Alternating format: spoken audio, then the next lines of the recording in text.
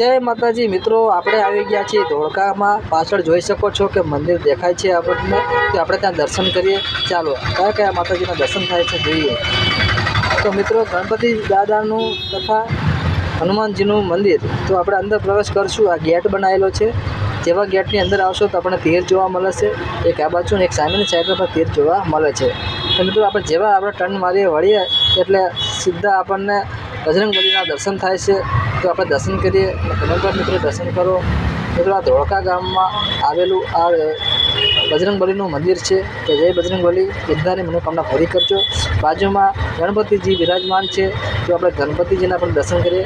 જય ગણપતિ દાદા, બધાની મનોકામના પૂરી કરજો અને સુખ શાંતિ અને સમૃદ્ધિ અમારા બધાને આપજો। જે કોઈ મારા વિડીયો જોવો છે એમની પણ બધી મનોકામના પૂરી કરજો અને એમના બાળ બચ્ચા અને સુખી સંસાર આપજો।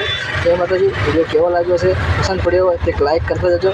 જય માતાજી, જય મહાદેવ।